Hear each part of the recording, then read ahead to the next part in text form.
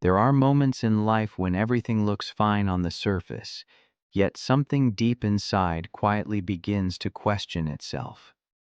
Not because you are weak, but because the path ahead feels longer than you expected. Progress feels slow. Certainty fades, and doubt whispers that maybe you are behind, or worse, lost. This story exists for those moments, because what we often call doubt is not the absence of direction, it is the pressure of becoming someone new. In a quiet coastal town where mornings arrived gently and evenings carried long silences, there lived a man named Elias Rowan. From the outside, his life appeared steady, but inside, he carried a growing fear that his journey had somehow gone wrong, that destiny had passed him by without explanation. What Elias didn't yet know was this: the journey never betrays those who stay present within it. Elias Rowan woke each morning before the town did, not because he had to, but because stillness felt safer than noise. The coastal air crept through the cracked window of his small apartment, carrying the scent of salt and old wood. From his kitchen table he could see the harbor just beginning to stir. Fishing boats rocked gently, as if even they were undecided about moving forward. Elias watched them often. They reminded him of himself, prepared, steady, yet strangely hesitant. On paper, his life made sense. He worked consistently. He kept promises. He followed routines with a quiet discipline that impressed others. People described him as reliable, grounded, calm, but none of them knew how heavy calm could feel when it masked uncertainty. Elias believed life was supposed to offer signs, clear markers that told you you're on the right path. He had waited for them patiently, years even, and while time kept moving, those signs never seemed to arrive. Or maybe they had, and he simply didn't recognize them. Each day followed a familiar rhythm. Morning walks along the shoreline, work done carefully, without shortcuts. Evening spent reading or staring at nothing in particular. It was a good life, just not a convincing one. There was a question Elias carried silently, never spoken aloud because he feared what it might reveal. What if I believed in the wrong journey? What if all this effort, this patience, this discipline was misplaced? Doubt didn't arrive loudly. It never shattered his days or disrupted his responsibilities. It simply sat beside him, like a shadow that grew longer as the light faded.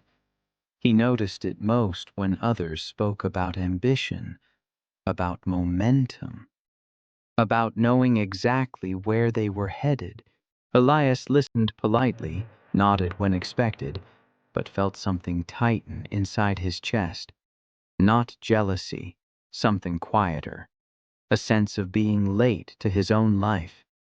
At night, when the world softened and the town exhaled into sleep, Elias often lay awake, staring at the ceiling. He replayed choices, reconsidered decisions, wondered whether purpose was something you discovered or something you missed without realizing. He told himself doubt was normal, that everyone questioned themselves sometimes. Still, the weight remained. What Elias didn't understand yet was that doubt often visits those who are close to change, not those who are lost. But at this stage of his journey, doubt felt like a verdict, not a signal. And so he kept moving forward, one disciplined day at a time, believing that clarity would eventually reward patience. He didn't know it yet, but this quiet uncertainty, the very thing he feared, was already shaping him for what came next. The journey had not abandoned him. It was only asking him to listen more closely. If doubt was the quiet weight Elias carried, discipline was the thing that kept him upright. He didn't wait for motivation. He believed too much waiting was what led people astray. Each morning, he walked the same stretch of shoreline, his steps measured, his breath steady. The sea was rarely dramatic. Most days it simply existed, consistent and indifferent. Elias liked that about it. It reminded him that progress didn't always announce itself. He began to notice small shifts, not miracles, not revelations, just moments. His work grew sharper, more intentional. Tasks that once felt routine now carried a quiet pride. He finished what he started. He showed up when it would have been easier not to. Over time, people noticed a nod of appreciation here, a brief word of trust there, nothing grand, but enough to suggest movement. These moments fed him. They whispered, "You are moving forward, even if you can't see the destination." Elias told himself this was what purpose looked like: consistency over chaos, discipline over impulse. He believed that if he stayed steady long enough, certainty would eventually meet him halfway. Some days, it almost did. There were mornings when the sun broke through the clouds just right, casting a golden line across the water. In those moments, Elias felt alive, as if the effort mattered, as if the journey was quietly unfolding exactly as it should. He began setting small goals, not dreams. Those felt too fragile. Just commitments. Wake early. Finish the work. Improve one thing each day. And it worked, at least on the surface. But beneath the structure, a subtle flaw took root. Elias measured his worth by momentum, by visible progress, by evidence.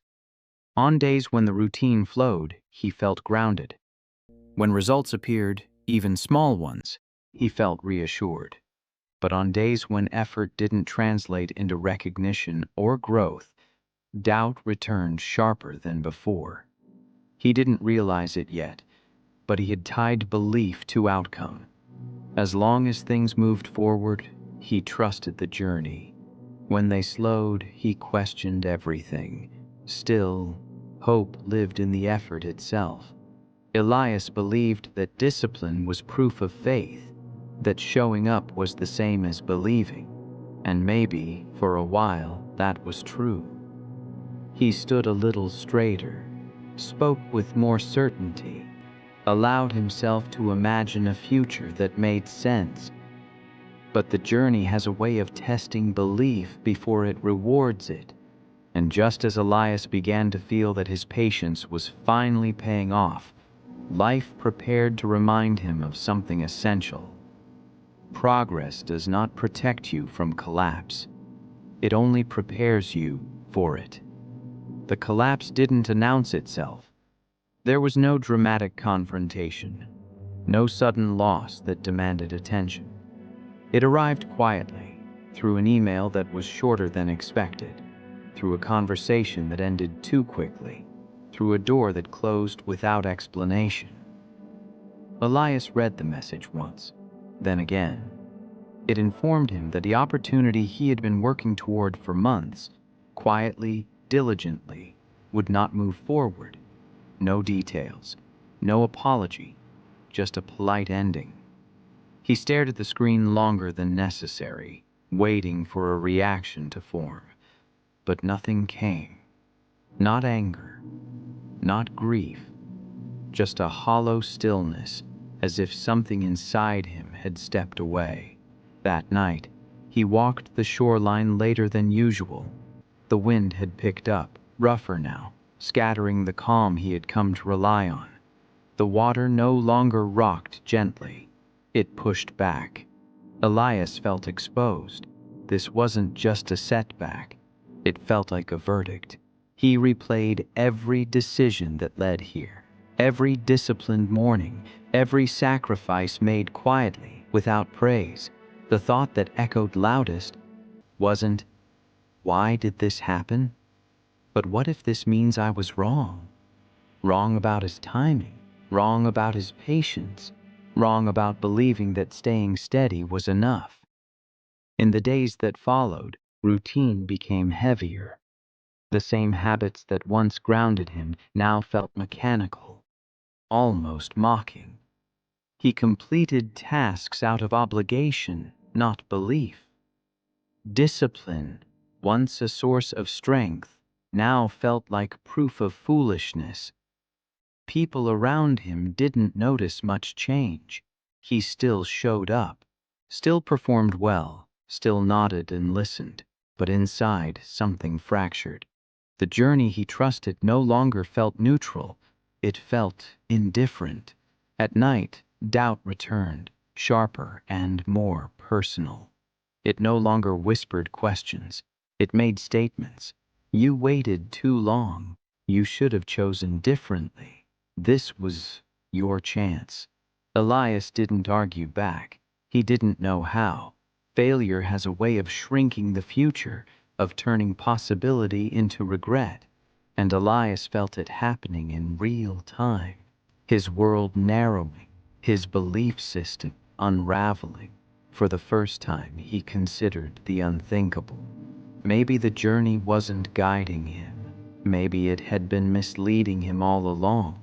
He stood at the edge of the water one evening, watching waves dissolve into the sand, and felt something unfamiliar. Resentment, not toward others, toward the path itself. He had done everything right, so why did it feel like everything was wrong? What Elias didn't understand yet was this: failure doesn't arrive to punish belief. It arrives to strip it down to something real. But in this moment, standing between effort and emptiness, all he felt was loss. And loss has a way of demanding answers before wisdom is ready to respond. Elias didn't accept the loss. Not openly, not quietly, not at all. Instead, he argued with it in the only place no one could hear, inside his own mind. He told himself the outcome was temporary, a misunderstanding, a delay that would correct itself if he stayed alert enough. He reread old messages, searched for hidden meanings, imagined alternate endings where someone realized a mistake and called him back. Letting go felt irresponsible, as if releasing the past meant admitting it never mattered. So Elias held on. He adjusted his routines, not to move forward, but to rewind. He worked harder, not wiser. Discipline turned obsessive. Each effort fueled by guilt rather than purpose. If he just proved himself enough, he believed, the journey would apologize. But reality doesn't negotiate. Days passed, then weeks, and nothing changed. The harbor kept moving. Boats came and went. Life continued with a calm that felt almost insulting. Elias watched it all with quiet disbelief, as though the world had failed to acknowledge something important had broken. Inside him, doubt evolved. It no longer asked whether he was behind. It insisted he had fallen off entirely. He began to measure his life against imagined timelines, against people he barely knew, against versions of himself that existed only in regret. Every comparison ended the same way, with the belief that he had waited too long to become who he was meant to be. Sleep grew restless. Silence grew heavier. At night, Elias sat at the kitchen table long after the lights across the harbor had dimmed. The same question circled endlessly. If this wasn't my path, then what was? He felt stuck between two fears, afraid to move forward without certainty, and afraid to let go of a past that no longer responded to him. Holding on gave him something to fight against. Letting go would leave him with nothing but himself. So he chose resistance. He told himself that perseverance meant refusal, that strength meant not accepting endings. He believed that if he suffered long enough, meaning would eventually return. But all suffering without release does is harden the heart. Elias didn't see it yet, but he wasn't preserving hope. He was delaying healing. The journey had shifted, quietly and without permission. And Elias, still gripping an old version of himself, was being dragged forward by time instead of walking with it. Reality stood still, patient and unmoved, and Elias, exhausted from arguing with what was already gone, began to feel something even heavier than doubt. Emptiness. Emptiness doesn't arrive all at once. It seeps in slowly, filling the spaces where belief used to live. Elias stopped walking the shoreline at sunrise, not intentionally. He simply stopped waking early. Mornings blurred into afternoons. Time lost its edges. The routines that once anchored him now felt meaningless, like rituals performed for a god that no longer answered. He withdrew without explanation. Messages went unanswered. Invitations expired quietly. People assumed he was busy, focused, handling things his own way. Elias didn't correct them. He didn't have the energy. The apartment grew quieter, too quiet. At night he sat on the floor, back against the wall, staring at the same patch of ceiling. Thoughts passed through him without resistance. Regret, shame, fatigue. They didn't hurt as sharply anymore. They just existed, heavy and unmoving. This was the lowest point, not because something terrible happened, but because nothing did. No crisis, no intervention. Just the slow realization that he no longer recognized himself. Elias felt detached from the person he had been, the disciplined man, the believer in patience, the one who trusted the journey. That version of him felt naive now, almost embarrassing. He questioned everything. Was discipline just fear disguised as control? Was patience another word for avoidance? Had he mistaken endurance for purpose? There were moments when he considered starting over entirely. New city, new work, new identity. But even those thoughts felt exhausting. Change required energy he no longer had, so he stayed still. And in that stillness, something fragile surfaced. Not hope, honesty. For the first time, Elias admitted what he had been avoiding. He wasn't angry about the failure. He was grieving the meaning he had attached to it. The belief that effort guaranteed direction. That staying disciplined would protect him from uncertainty. It hadn't. And that truth, painful as it was, stripped him down to something real. In the quietest hour of one sleepless night, Elias whispered a thought he had never allowed himself to form. I don't know who I am without the journey I believed in. That admission didn't fix anything, but it cleared the noise. And sometimes the lowest point isn't where we break, it's where we finally stop pretending we're not lost. Elias didn't know it yet, but this was the moment before change became possible. Because when everything false falls away, the only thing left is what can grow. The encounter didn't happen when Elias was searching for answers. It happened when he had stopped expecting them. One late afternoon, restless and unsure why, Elias left his apartment and walked toward the harbor. The sky was pale, undecided between blue and gray. The air carried that in-between feeling, neither warm nor cold, neither ending nor beginning. He sat on a weathered bench near the water, watching the tide move in slow, patient cycles. He wasn't thinking about healing, or purpose, or belief. He was simply there, letting time pass him instead of fighting it. That was when the old man sat beside him. No introduction, No hesitation, just the quiet weight of another presence sharing the bench. The man wore a faded coat and held a paper cup of tea, steam curling gently upward.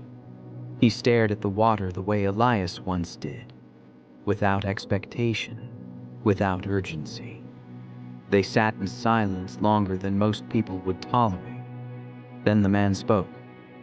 "You look like someone who's been walking a long way without stopping," he said, voice calm, almost amused.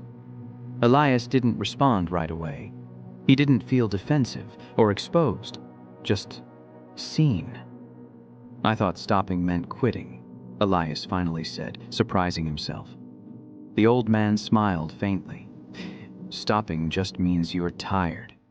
Quitting means you don't care anymore." Elias watched the water ripple against the rocks. "I cared. Too much, maybe."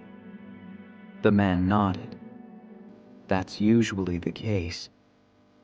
They talked in fragments, not a conversation, more like shared observations, about the sea, about time, about how people mistake motion for meaning. At one point, Elias said quietly, "I trusted the journey, and it didn't take me where I thought it would." The old man sipped his tea before answering. "Journeys rarely do." "That's not comforting," Elias said. "It's not meant to be," the man replied gently. "Comfort keeps people holding on too long." Elias felt something loosen inside him. Not relief, permission. "Then what's the point of believing?" he asked. The old man turned to him then, eyes steady. "Belief isn't trusting the outcome. It's trusting yourself to stay present when the outcome changes." That sentence stayed. The man stood soon after, nodding once before leaving. No goodbye, no lesson wrapped neatly at the end, just words placed carefully like stones in water. Elias remained on the bench long after he was gone. The tide continued its rhythm, indifferent yet dependable. For the first time in months, Elias didn't feel pressured to interpret the moment. He didn't chase meaning. He let it sit. And in that quiet acceptance, something shifted.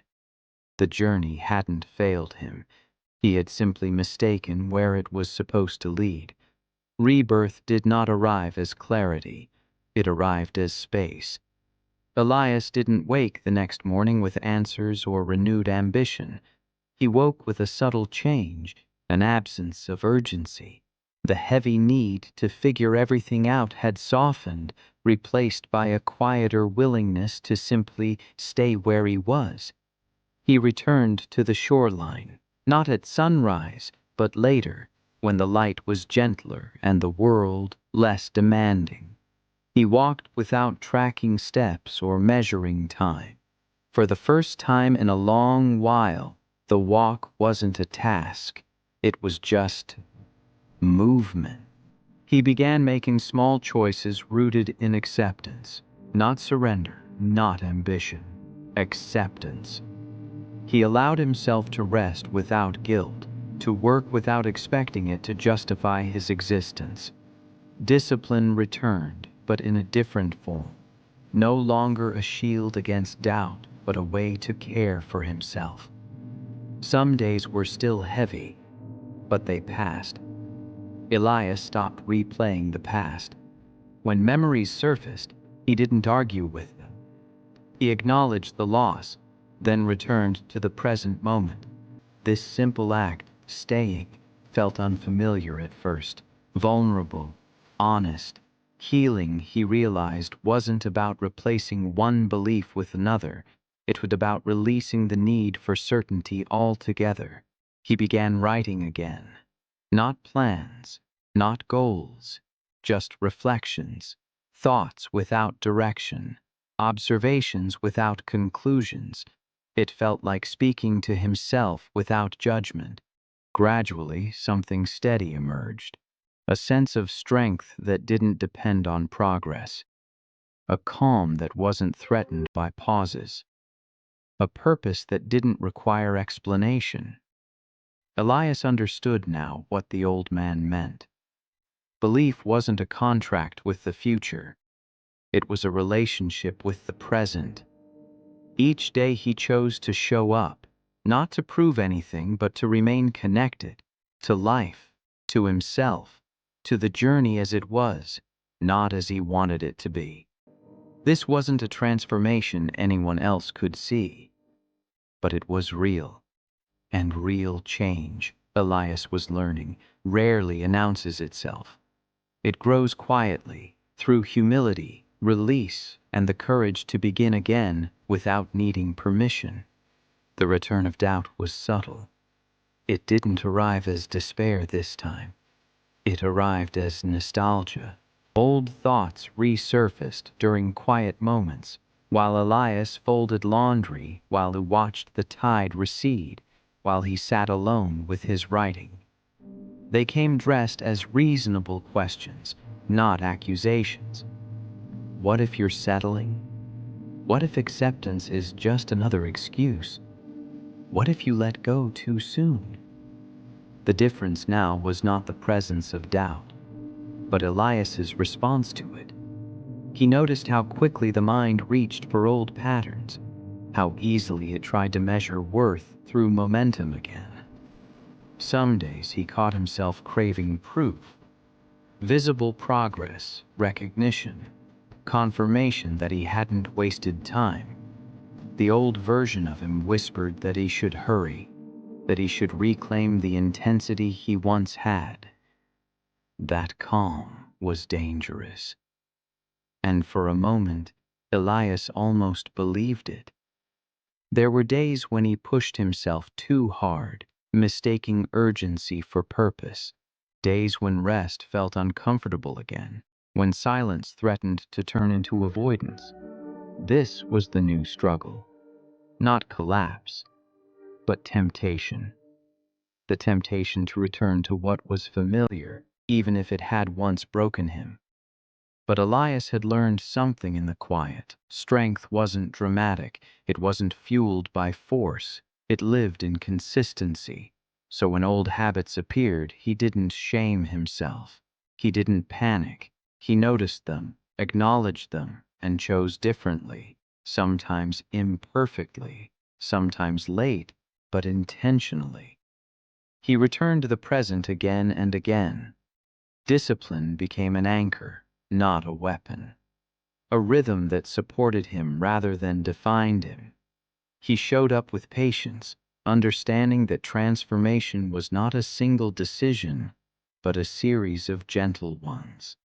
Some days felt ordinary, some felt uncertain, but none felt false. Elias understood now that rebirth didn't erase the past. It taught him how to walk alongside it without being dragged. And that was the real test. Not whether he could change, but whether he could remain steady when nothing demanded change. He could. And in that quiet consistency, belief began to rebuild itself. Not as urgency, but as trust. Peace didn't arrive as happiness. It arrived as alignment. Elias noticed it one morning while standing at the edge of the harbor, watching the light spread slowly across the water. There was no dramatic realization, no surge of emotion, just a simple awareness. I am where I am supposed to be right now. That thought didn't excite him. It grounded him. His days carried a different weight now, not heavier, but true.